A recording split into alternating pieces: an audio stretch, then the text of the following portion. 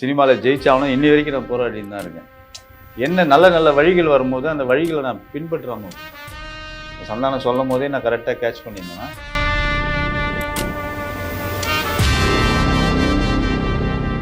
அதில் ஃபேமிலியில் வந்து எனக்கு கொஞ்சம் என் மேலே கொஞ்சம் மன வருத்தத்தில் தான் இருக்கும். என் ஒய்ஃப்லேருந்து எல்லாருமே எங்கள் அப்பாவும் ரொம்ப இறக்கிறதுக்கு முன்னாடி எப்படா ஜெயிக்க போகிற அப்படியே சொல்லின்னு இருக்கேன். ஆனால் நல்ல பவர்ஃபுல்லான ஆளுங்களை கையில் வச்சுன்னு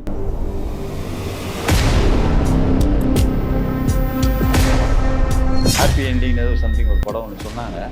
அது நானே ஸ்டேஷன் வந்து அடிக்கிறது, அந்த ஸ்டேஷன் நான் கால் பண்ணிட்டார் இல்லையா. நிறைய கெட்டப் போடுவாங்க. ஏன்னா எனக்கு அப்போ வந்து பல்லு வந்து ஃப்ரண்ட்டில் இருக்கும். டேய் ரன்னிங் ரேஸ் பண்ணலாம், நீ வரதுக்கு முன்னாடி உன் பல்லு தானே முன்னாடி வருது. எனக்கு மெடிக்கல் மிராக்கிள் ஏற்பட்டு அதுக்கப்புறம் தான் நானே அது மீண்டு வந்திருக்கிறேன். நான் உடம்பு முடியாமல் இருக்கும்போது ஒரு டைம் கால் பண்ணாரு. ஆனால் இந்த மாதிரி வந்து எனக்கு பிளாடர்லாம் நீங்கிடுச்சு, கால்லாம் நீங்கிடுச்சு, இப்போ வந்து என்ன பண்ணுறதுன்னு எனக்கு தெரியல அப்படின்னு. ஜெயசந்தா மாதிரி வந்து ஒரு நல்ல மனிதர் யாருமே கிடையாது. எல்லாருக்கும் ஹெல்ப்ஃபுல் பண்ணுவார், நிறைய உதவிகள் செய்வார். சரி, எங்கள் டீமில் இருக்கவங்க எல்லாரையும் ஒரு குழந்தை மாதிரி தான் எங்களெல்லாம் பார்த்துக்கிட்டாரு. அப்பா அவர் எங்களுக்கு. எம் தொலைக்காட்சி நேயர்களுக்கு வணக்கம். சமீப காலமாக யூடியூப் சேனலில் அதிகமாக ட்ரெண்டான ஆள் யாருன்னு பார்த்தீங்கன்னா நம்ம லொல்லு சபா ஆண்டனி அவர்கள். இவரோட தப்பான நண்பர்கள் மூலயமான இவரோட வாழ்க்கையை கேள்விக்குறியாகிடுச்சு.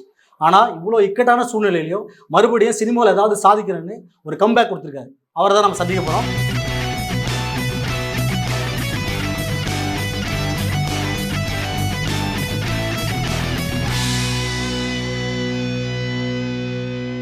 வணக்கம் ஆண்டனி அண்ணே. வணக்கம். வணக்கம் பாலா. ஆண்டனி அண்ணே, உங்களை சந்திக்கிறது ரொம்ப மகிழ்ச்சி. இப்போ உடல்நலம் எப்படி இருக்கு, அதை பற்றி கொஞ்சம் சொல்லுங்கள். இப்போ பரவாயில்ல பாலா. இப்போ எவ்வளோ வந்து ரெக்கவரி ஆகி வந்திருக்கேன். இப்போ 10 days ஒன்ஸ் வந்து ரிவ்யூ போகிறேன், டாக்டரை போய் பார்த்துட்டு வரேன். அப்புறம் கொஞ்சம் இந்த வாட்டர்லாம் எடுத்தாங்க இல்லையா, அதாவது இன்ஃபெக்ஷனால தான் வந்து வேறு எதுனால இல்லைன்ட்டாங்க. மெடிசின்ஸ் தான் எழுதி கொடுத்துருக்காங்க. கண்டினியூஸாக இப்போது 5 days ஒன்ஸு 6 days ஒன்ஸு டாக்டரை போய் கன்சல்ட் பண்ணிட்டு வந்துட்டு தான் இருக்கேன். பக்கத்துலேயே இருக்கிறதுனால இங்கே தாம்பரம் மெடிக்கல் சென்டர் வந்து பேக் சைட்லேயே இந்த ஒரு மேன்ஷனில் இங்கேயே இருந்துட்டேன். கொஞ்ச நாள் இங்கே இருந்து ட்ரீட்மெண்ட் பார்ப்போம் அப்படின்னு சொல்லி இப்போ இங்கே இருக்கேன். ஓகே, இது காலுக்கு வந்து ஒரு 6 month ஆகும்னாங்க ஆப்ரேஷன் பண்ணுறதுக்கு. இப்போ எவ்வளோ பரவாயில்ல, அது நெஞ்சு பிடிக்கிறதுலாம் அவ்வளோவா இல்லை, நல்லா இருக்குது. இப்போது நல்லா வாக்கிங்லாம் போகிறேன் வரேன், நல்லா தெளிவாக இருக்கேன் இப்போ. குட். சந்தானம் கூட படத்தில் இங்கே நாங்கள் தான் கிங்கு படத்தில் நடிச்சிருக்கீங்க. இதில் காமெடினா இல்லை வில்லனாக பண்ணியிருக்கீங்க? காமெடினா தான்ப்பா பண்ணியிருக்கேன், வில்லன்லாம் நான் கிடையாது. காமெடி தான் பண்ணியிருக்கேன்.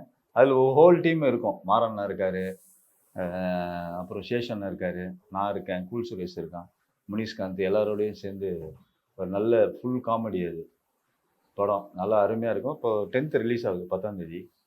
ஃபுல்லாக கலகலன்னு இருக்கும், ஃபுல்லாக நகைச்சுவை தான். அதில் வந்து பாடி பல்ராம்னு ஒரு கேரக்டரில் வந்து இவர் முனிஷ்காந்த் இருப்பார். அவருடைய ரைட் ஹேண்டாக நான் பண்ணியிருக்கேன், லெஃப்ட் ஹேண்டாக வந்து கூல் சுரேஷ் பண்ணியிருக்கான். அது ஃபுல்லாக வந்து உங்களுக்கு நகைச்சுவையாக போகும். அப்புறம் மெடிக்கல் மிராக்கிள்னு ஒரு படம் நடிச்சுக்கிட்டு இருக்கீங்க, யோகி பாபாவோட த்ரோட்டா பண்ணியிருக்கீங்கன்னு சொன்னாங்க. அந்த படம் எந்த அளவுக்கு வந்திருக்கு? இல்லை, மெடிக்கல் மிராக்கிள் எல்லாமே முடிஞ்சுது, போஸ்ட் ப்ரொடக்ஷன் எல்லாமே முடிஞ்சுது. படம் இப்போ ரிலீஸ் ஆகிடும், இன்னும் ஒரு 1 month மேக்ஸிமம் ரிலீஸ் ஆகிடும். அந்த படமும் ஃபுல்லாக கலகலன்னு இருக்கும். இப்போ A1 பாரிஸ் ஜெயராஜன் நீங்கள் பார்த்துருப்பீங்க, ஜான்சன் எப்படி பண்ணி. இது வந்து அதே இதில் செம்ம காமெடியாக இருக்கும், ஃபுல் ஃபன், ஃபுல் என்ஜாய் பண்ணலாம், ஃபுல் கலாயாக. ஒரு 4 to 5 சீன் நான் பண்ணியிருக்கேன், ஃபுல்லாக நகைச்சுவை தான். பாபுவோட காம்பினேஷன்ஸில் பண்ணியிருக்கேன். ரொம்ப அற்புதமாக இருக்கும். பார்த்தீங்கன்னாலே ஒரு டைலாக்கும் சிரிப்பு தான். ஏன்னா ஜான்சன் வந்து எங்களுக்கு கிடைச்ச வரம், A1 டைரக்டர், நல்ல டைரக்டர். அடுத்தடுத்து படங்கள் பண்ணும்போது எனக்கு ஒரு நல்ல கேரக்டர் ரோல்ஸ் எல்லாம் கொடுப்பாப்புல. சந்தானம்லாம் உங்களுக்கு வந்து எந்த அளவுக்கு ரொம்ப ஹெல்ப்ஃபுல்லாக இருக்காங்க? சந்தானம் வந்து எனக்கு வந்து ஸ்கூல் மேட், காலேஜ் மேட் எல்லாமே. நாங்கள் பாலிடெக்னிக்லாம் ஒன்றா தான் படித்தோம். அப்போ இருந்தே எனக்கு ஃப்ரெண்டுன்றதுனால எனக்கு நிறைய ஹெல்ப் அவர். நான் லொல்லு சபா ஆரம்ப கட்ட காலத்தில் நான் வரும்போது எனக்கு கூடயே இருந்து டே இப்படிலாம் பண்ணு, இப்படிலாம் செய்யணும். ஆரம்ப கட்ட காலத்துலேருந்து நாங்கள் அசிஸ்டண்ட்டாக, பாலாஜன் அசிஸ்டண்ட்டாக இருந்தோம். நான் சந்தானம் இருப்பாப்புல, அடுத்து நான் இருப்பேன். எனக்கு எல்லா விஷயங்களும் சந்தானம் வந்து ட்ரைனிங் கொடுத்து இது பண்ணுவாப்புல. இன்னை வரைக்கும் எனக்கு ஒரு மிகப்பெரிய பலம் சந்தானம் தான். ஆமாம், அவருடைய நண்பர்களை யாருமே அவர் எதுவுமே கைவிட்டதே கிடையாது. எல்லாரும் அவங்க கூடயே தான் ஒர்க் பண்ணுறாங்க. எல்லாம் ஒரு இதில் இருக்காங்க. நானும் அப்படியே கூடயே இருந்து அவரை ஃபாலோ பண்ணிட்டுருக்கேன். என்ன ஒன்று, நான் அவருடைய பேச்சை கேட்காதனால இன்றைக்கி இந்த சூழ்நிலையில் உட்காந்துருக்கேன். அவர் பேச்சை கேட்டு கரெக்டாக போயிருந்தேன்னா லைஃப் நல்லா இருந்திருக்கும். அங்கே தான் நான் பண்ண மிகப்பெரிய தப்பு. ஆனால் அவர் அடிக்கடி சொல்லுவார், இல்லைடா நீ வந்து ஒர்க் பண்ண ஆஃபீஸில் கூடயே இரு, நான் உனக்கு எல்லாமே பார்த்துக்கிறேன் அப்படின்னுவார். நான் எதையுமே அது வந்து கேட்காம புரிஞ்சிக்காமல் இருந்துட்டேன். அந்த விளையாட்டுத்தனமாக இருந்துட்டேன் அந்த வயசு வரைக்கும். அதனால எனக்கு நிறைய பாதிப்புகள். ஆமாம். சினிமாவில் வந்ததுன்றதுக்காக நீங்கள் எப்போ அது வருத்தப்பட்டிருக்கீங்களா? இல்லை, சினிமாவில் நான் வந்ததுக்கு வருத்தமே படல. சினிமாவில் ஜெயிச்சாலும் இன்னி வரைக்கும் நான் போராடின்னு தான் இருக்கேன். என்ன நல்ல நல்ல வழிகள் வரும்போது அந்த வழிகளை நான் பின்பற்றாமல் விட்டுட்டேன். இப்போ சந்தானம் சொல்லும் போதே நான் கரெக்டாக கேட்ச் பண்ணியிருந்தேன்னா இன்றைக்கி ஓரளவுக்கு நான் ஸ்டெடியாக இருந்திருப்பேன். நான் அதனால வந்து ரொம்ப என்ன சொல்கிறது, என்னுடைய நேரம் எல்லாமே வேஸ்ட் ஆகி போச்சு. டைம்லேருந்து எல்லாமே வேஸ்ட் ஆகி போச்சு. லைஃபே வந்து கல்யாணம் கூட நான் தள்ளி போட்டது அதுக்காக தான். சினிமாவில் ஜெயிச்சுட்டு தான் கல்யாணம் பண்ணணும் அப்படின்னு நான் இப்போ யோசிச்சுட்டே இருந்தேன். ஆனால் முடியல. ஆனால் ஒரு குறிப்பிட்ட கட்டம் வந்து ஏஜ் ஆகுது இல்லையா, அதனால் வீட்டில் அப்பா அம்மாவோட இதனால அவங்க அம்மா இறந்ததுக்கப்புறம் தான் எனக்கு கல்யாணம் ஆச்சு. அம்மா இறந்தோடனே நான் மேரேஜ் பண்ணிட்டேன். அப்பா இருந்தார். அப்புறம் பையன் பிறக்கும்போது அப்பா இல்லை. ஸோ அது வரைக்கும் நான் இன்னும் ஜெயிக்கலை. அதனால் ஃபேமிலியில் வந்து எனக்கு கொஞ்சம் என் மேலே கொஞ்சம் மன வருத்தத்தில் தான் இருக்காங்க. என் ஒய்ஃப்லேருந்து எல்லாருமே. எங்கள் அப்பாவும் ரொம்ப இறக்கிறதுக்கு முன்னாடி எப்படா ஜெயிக்க போகிற இப்படியே சொல்லியிருந்துருக்கேன். ஆனால் நல்ல பவர்ஃபுல்லான ஆளுங்களை கையில் வச்சுன்னு ஒரு வாய்ப்புகளை நழுவி விட்டது என்னுடைய மிகப்பெரிய முட்டாள்தனம். அப்பா வேலைலாம் உங்களுக்கு கிடைச்சிச்சுன்னு சொன்னாங்க. அது ஆமாம், அது நான் லொலு சபா பண்ணும்போது எனக்கு ஒரு மாதிரி ஒரு ஆஃபர் வந்தது. ஏர்போர்ட்டில் வந்து நான் இன்டர்வியூலாம் போய் அட்டன் பண்ணலான்னு போனேன். போயிட்டு சினிமா மேலே இருக்கிற ஒரு ஆசையில் நான் வந்துட்டேன். இல்லை நம்ம போகக்கூடாது, நம்ம சினிமாவில் ஜெயிச்சே ஆகணும் அப்படின்ற ஒரு இதில் நான் வந்துட்டேன். ஆமாம், ஏன்னா இதுக்கான வேலைகள் இதுக்கான விஷயங்கள்லாம் நான் கற்றுக்கிட்டு இருந்த டைமில் எனக்கு வந்தது. இப்போ நம்ம சினிமாவில் ஏதாவது ஒன்று சாதிச்சே ஆகணும், அச்சீவ் பண்ணணுன்றால் தான் அந்த வேலையவே விட்டேன் நான். அது ஒரு பெரிய இது ஒரு தப்பு. நிறைய பேர் என்ன சொன்னாங்க, ஒர்க் பண்ணிகிட்டே நீ போய் ஷூட்டிங் போகலாமேடா, நடிக்கலாமேன்னு சொன்னாங்க. அந்த டைமில் எனக்கு எதுவும் மைண்டில் ஏறலை. எல்லாருமே சொன்னாங்க அது பெரிய தப்பு பண்ணிட்டாரு. இப்போ இருக்கிற காலகட்டத்தில் உங்களுக்கு யார் யாரெல்லாம் ரொம்ப உதவியாக இருக்காங்க? எனக்கு இப்போ இருக்க காலகட்டத்தில் நல்ல நண்பர்கள். இப்போ வந்து சந்தானம், மாறண்ணன், Yogi Babu, Johnson, A1 director Johnson, DD returns Anand, எல்லாரும் எனக்கு ஒரு மிகப்பெரிய பலம். இப்போ அடுத்த படம் கூட டிடி ரிட்டர்ன்ஸ் டேரக்டர் படத்தில் நடிக்கிறேன். அடுத்து A1 டேரக்டர் ஜான்சன் பண்ணாலும் அதுலேயும் நடிப்பேன். எனக்கு ஒரு மிகப்பெரிய பலம். அதே மாதிரி என்னோடய ஸ்கூல் ஃப்ரெண்ட்ஸு, என்னுடைய காலேஜ் ஃப்ரெண்ட்ஸு அவங்களாம் வந்து என்னை பார்த்துக்கிறாங்க. அவங்களால முடிஞ்ச உதவிகள் எனக்கு செய்கிறாங்க. அப்புறம் நல்ல நண்பர்னால் என்னோட சுபாஷ், தீனா, இந்த மாதிரி நிறைய நண்பர்கள் இருக்காங்க. மதன், ஏகப்பட்ட ஃப்ரெண்ட்ஸ் இருக்காங்க எனக்கு. அவங்க எல்லாம் வந்து கொஞ்சம் சினிமாவுக்கு வெளியில் இருக்கிற ஃப்ரெண்ட்ஸு. சினிமாக்குள்ளே இவங்கெல்லாம் இருக்காங்க. சினிமாக்குள்ளே இவங்க தான் சந்தானம், பாபு, இந்த டீம் தான். ஸோ எல்லாருமே நல்லா என்னை பார்த்துக்கிறாங்க. அப்புறம் முருகா, சேது எல்லாருமே நல்லா பார்த்துக்கிறாங்க. குணா மாம்ஸ், அவரு தான் நாங்கள் வந்தது சினிமாவுக்கு, உங்களுக்கு தெரியுமே. ஸோ அவங்கெல்லாம் எனக்கு ஒரு மிகப்பெரிய பலம். ரமேஷ், எல்லாருமே சந்தான மேனேஜர் ரமேஷ், பரத் எல்லாருமே ஒரு பெரிய பலம். ராம்பாலா சார்லாம் உங்களை வந்து பார்த்தாங்களா? ராம்பாலா சார் வந்து இல்லை, நான் அதுக்குள்ளே டிஸ்சார்ஜ் ஆகிட்டேன். அவன் வரத டைமில் நான் வந்து டிஸ்சார்ஜ் ஆகிட்டேன். அவங்க ஏதோ ஷூட்டிங்கில் இருந்தார் போல், வந்துட்டு என்னை பார்க்கணுன்னு இருந்தார். அந்த டைமில் நான் டிஸ்சார்ஜ் ஆகி வந்துட்டேன். இப்போ இடையில வரேன்னு இருக்காங்க, எல்லாம் வந்து பார்த்துட்டு தான் இருக்காங்க. சினிமா நண்பர்கள் எல்லாருமே வந்து பார்த்துட்டு போயிட்டு தான் இருக்காங்க. இப்போ அடுத்தடுத்து உங்களுக்கு ஃபியூச்சர் ஃபிலிம் எதாவது அதில் கமிட் ஆகிருக்கீங்க? உங்களோட ப்ராஜெக்டை பற்றி கொஞ்சம் சொல்லுங்கள். அதான் இப்போ இங்கே நாங்கள் தான் கிங்கு, அது ரிலீஸ் ஆக போகுது. இது A1 டேரக்டர் படம் ரிலீஸ் ஆக போகுது. அடுத்து வந்து ஹாப்பி என்டிங் ஏதோ சம்திங் ஒரு படம் ஒன்று சொன்னாங்க. அதில் நானே ஸ்டேஷன்லாம் அடிக்கிறது, அந்த ஸ்டேஷன் தான் காலமாயிட்டார் இல்லையா. இப்போ அடுத்தடுத்து புது ப்ராஜெக்ட்லாம் பேசிகிட்டு இருக்காங்க. அடுத்து மாறண்ணன் 2 படம் சொல்லியிருக்காரு. ஆனந்த் சொல்லியிருக்காப்புல. அதே ஃப்ரெண்ட்ஸ் சர்க்கிள்லேருந்து படங்கள்லாம் அப்படியே போயிட்டுருக்கு. இப்போ உங்களோட உடல்நிலை எந்த அளவுக்கு இருக்குது? இப்போ எவ்வளோ பரவாயில்ல. முன்னெல்லாம் வந்து கொஞ்சம் நெஞ்செல்லாம் பிடிக்கும். இப்போ அந்த மாதிரிலாம் எந்த பிரச்சனையும் இல்லை. இப்போ நல்லா இருக்கேன். அதாவது எப்பயாவது ரேராக ஒரு 90% நல்லா இருக்கேன். இன்னும் கொஞ்சம் மெடிசன்ஸ்லாம் எடுத்துகிட்டே இருக்கேன், இன்டேக் பண்ணிகிட்டே இருக்கேன். போக போக அது ரெக்கவரி ஆகிடுன்ட்டார் டாக்டர். நெக்ஸ்ட்டு 1 மந்த் ஒன்ஸ் அது தனி ரிவ்யூ போனோம். இப்போ இருக்க ரிவ்யூ வந்து தனியாக போயிட்டுருக்கு, அப்படியே போயிட்டுருக்கு, நார்மலாக போயிட்டுருக்கு. லொல்லு சபாலே வந்து பார்த்தீங்கன்னா அதிகமான காமெடி கெட்டப்பில் நீங்கள் தான் அதிகமாக பண்ணியிருப்பீங்க. அதனுடைய நினைவுகள்லாம் உங்களுக்கு எப்படி இருக்கும்? லொல்லு சபாவில் வந்து நிறைய கெட்டப் போடுவாங்க.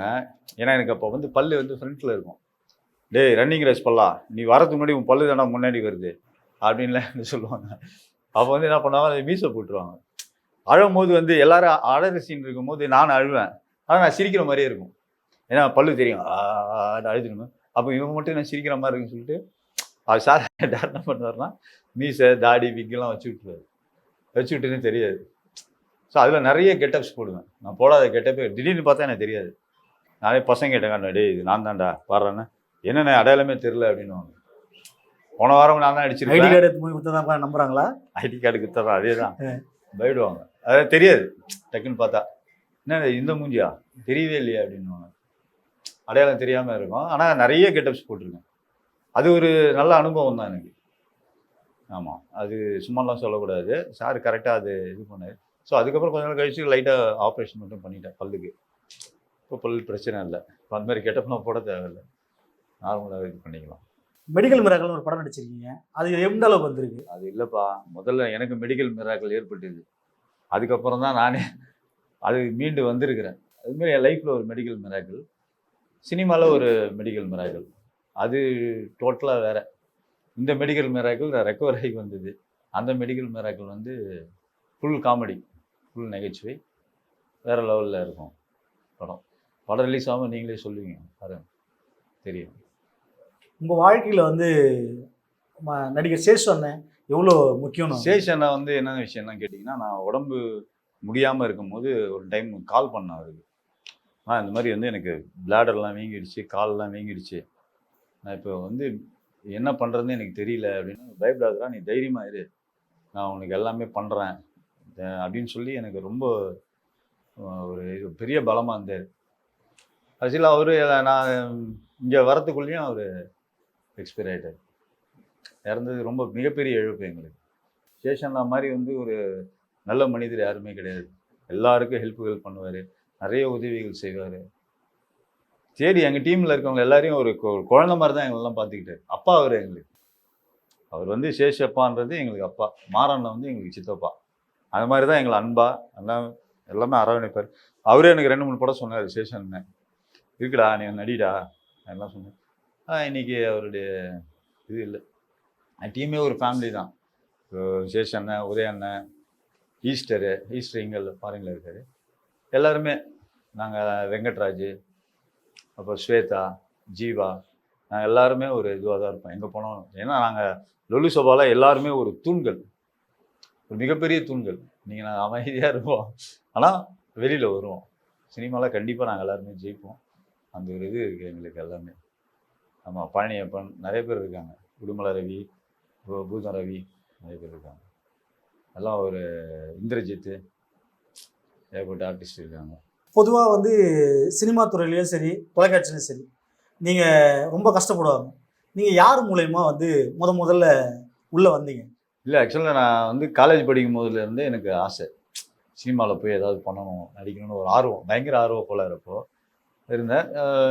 நான் வந்து ட்ரிபிள் இ, சந்தானம் ஈசி, நாங்கள்லாம் ஒன்றா தான் போவோம் வருவோம். ஏன்னா ஒரே ஏரியா. நான் அப்போல்லாம் வரோம், அவர் வந்து பொழிச்சலூர். சரி, அப்போ அவர் சினிமாக்குள்ளே போகிறாருன்னு ஒரு சின்ன தகவல் எனக்கு வந்தது, ஃப்ரெண்டு மூலிமா, தீனா மூலியமாக வந்தது. அப்போ நான் சரி ஒரு நாள் போய் பார்ப்போம் மச்சானர். ஏன்னா காலேஜ் முடிச்சதுக்கப்புறம் நாங்கள் சந்திக்கலை, எப்போயோ கிரிக்கெட் விளையாடும்போது பார்ப்போம், பேசுவோம், எல்லாம் பண்ணுவோம். ஆனால் போகும்போது இது அவரே சொன்னார், இந்த மாதிரி போகிறேன்டா ஜெயா டிவிக்கெல்லாம் போயிட்டுருக்கேன் அப்படின்னு என்கிட்ட சந்தானம் அதில் சொன்னாப்புல. மச்சான் என்னையும் கூட்டின்னு போ அப்படின்னு சொல்லி நான் கேட்டேன். ஏன்னா சந்தானத்தை கூப்பிட்டு போனது குணாமாம்ஸ் தான் கூட்டின்னு போய், இன்னும் உனக்கு தெரியுமே, பாலாஜி அண்ணன் என்கிட்ட இன்ட்ரோ பண்ணார். அப்புறம் பாலாஜி அண்ணன் என்ன பண்ணார், சந்தானத்தை கூட்டின்னு போனார். இப்போ சந்தானம் என்ன கூப்பிட்டு போனோம், வாடா நீ அண்ணன் கூட. நான் ரொம்ப கேட்டுனே இருந்தேன், மச்சான் கூட்டின்னு போனேன். சரி வா போகலான்னு சொல்லி எல்லாம் அப்போ இருந்து அப்படியே அசிஸ்டண்ட்டாக நாங்கள்லாம் பாலாஜி அண்ணன் கூட இருந்தோம்.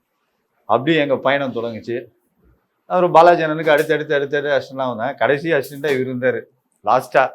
அதாவது பாலாஜி அண்ணன் ஒரு டெத் ஆகிறதுக்கு ஒரு 4-5 இயர்ஸ் முன்னாடிலாம் தம்பி தான் கடைசி அசிஸ்டண்ட். பாலாஜி சொல்ல மாட்டாப்புல, நாங்கள் சொல்கிறோம்.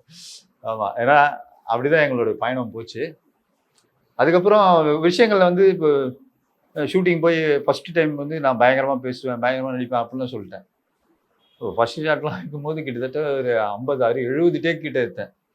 என்ன இந்த மாதிரி மண்ணு குதிரையெல்லாம் கூட்டின்னு வரீங்க, அடிச்சு வெளியே தோத்துங்கன்ட்டு வாலா சார் ரொம்ப டென்ஸ் ஆகிட்டார் ராம்பாலா சார். அதுக்கப்புறம் என்னையும் சந்தானத்தையும் கூட்டிகிட்டு செங்கல்பட்டு பக்கத்தில் ஒரு பாலூர்னு ஒரு ஊர் இருக்குது, அங்கே கூப்பிட்டு போய் உட்கார வச்சு டிடிஎன் டிவி ஃபாரின் டிவி அந்த டெலிவிஷனில் உட்கார வச்சு கேமரா இந்த மாதிரிலாம் வச்சு எப்படி டைலாக் பேசுறது, எப்படி ப்ரொஃபைலில் நிற்கிறது, எப்படி வந்து க்ளோஸில் இருக்கும்போது பேசுறது, இதெல்லாம் எங்களுக்கு ட்ரைனிங் கொடுத்தாரு பாலாஜி. அப்புறம் அவர் கொடுத்தாரு, ஏன்னா அப்பயும் லொலு சபா பண்ணிட்டு தான் இருக்கோம், சின்ன சின்ன கேரக்டர் அடி அடி பின்னாடி பண்ணி இருப்போம். ஆனால் டைலாக் பயங்கர டேக் வாங்குவோம். அப்புறமா தான் அந்த தனியாக கூப்பிட்டு போய் எங்களுக்கு ட்ரைனிங் பாலாஜி எனக்கு கொடுக்க ஒரு ஃபார்முக்கு வந்தோம். அதுக்கப்புறம் ராம்பாலா சார்ட்ட வரும்போது கொஞ்சம் ஈஸியாக இருந்தது. ஆனால் நிறைய விஷயங்கள் கற்றுக்கணும் Rambala sir. Full military training மாதிரி கொடுப்பாரு, ஹெவி, ஃபுல் ஹெவி. அதான் உனக்கு தெரியுமே, அந்த 13 பேரை தவிர வேறு யாரும் இருக்க முடியாது, அதில் நான் ஒரு ஆள். அது மாதிரி அந்த இடத்துக்கு கொண்டு வந்து எப்படியாவது இவர்கிட்ட நம்ம வந்து நடிச்சே ஆகணும், லொலு சபா ஃபுல்லாக நம்ம பண்ணி ஆகணும்னு ஒரு வெறியோடு தான் நாங்கள் இறங்கி ஹார்ட் ஒர்க் பண்ணோம். சார் சொன்னதை கரெக்டாக அப்சர்வ் பண்ணி ஏன்னா அவர் கூட இருக்கும்போது அடாப்ட் ஆகிடுவோம்ல, அவரோட சேர்ந்து நம்ம அவர் சொல்கிறதெல்லாம் நம்மளுக்கு புரியும்.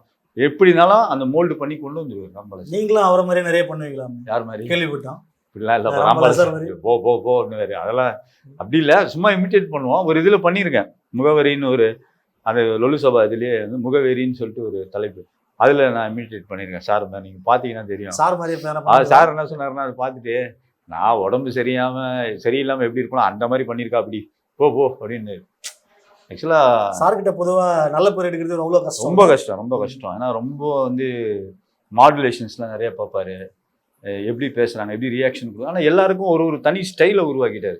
இப்போ மனோகருக்கு ஒரு ஸ்டைல், இப்போ வந்து ஜீவாவுக்கு ஒரு ஸ்டைலு, அது மாதிரி ஈஸ்டருக்கு ஒன்று, எனக்கு ஒன்று, உதயானனுக்கு ஒன்று, சேஷனுக்கு ஒன்று, இந்த மாதிரி எல்லாருக்கும் சாமிநாதன் சாருக்கு ஒன்று, இது மாதிரி தனித்தனி ஸ்டைலாக உருவாக்கிட்டார். புரியுது? இப்போ சாமிநாதன் சாரும் என் மேலே ரொம்ப கேரிங்காக இருப்பார், மனோகர் சாரும் ரொம்ப அன்பாக இருப்பார். இப்போ எல்லாருக்கும் ஒரு ஸ்டைலு. பயப்படாதரா, நான் இப்போ திடீர்னு டென்ஷன் ஆகி அந்த ஷூட்டிங் ஸ்பாட்டில் ஏதாவது என்னடா ஒரு சரியாக பர்ஃபார்ம் பண்ண முடியல அப்படின்னு அவர் ஃபீல் பண்ணும்போதெல்லாம் சாமியானவன் சொல்லுவார், மாறாண்ணன் சொல்லுவார், பயப்படாத தைரியமாக பேசு, அப்படி தான் பண்ணுவார் சார். டென்ஷனாக ஷூட்டிங் முடிச்சுட்டு வெளில வந்துட்டா கேஷுவல் ஆகிடுவார், நார்மல் ஆகிடுவார். அது உள்ளே இருக்கிற வரைக்கும் ஒரு மிலிட்ரி ட்ரைனிங்கில் இருக்கிற மாதிரி தான் இருக்கும். இப்போ பசங்க போகிறாங்களே இங்கேருந்து டிஃபென்ஸுக்கு எழுதுறதுக்கு எக்ஸாம், அந்த மாதிரி தான் இருக்கும். அதோட பயங்கரமாக இருக்கும். விடவே மாட்டார் எங்களை, இந்த அளவுக்கு ட்ரைனிங் கொடுத்து இன்னைக்கு எல்லாரும் ஒரு இடத்துல இருக்கும் இல்லையா. ஆமாம், எங்கள் டீமில் லாஸ்ட்டாக அந்த யோகி பாபு கூட இன்னைக்கு கடைசி அசிஸ்டன்ட், ராம்பாலா சாரோடைய கடைசி அசிஸ்டன்ட் தான் யோகி பாபு.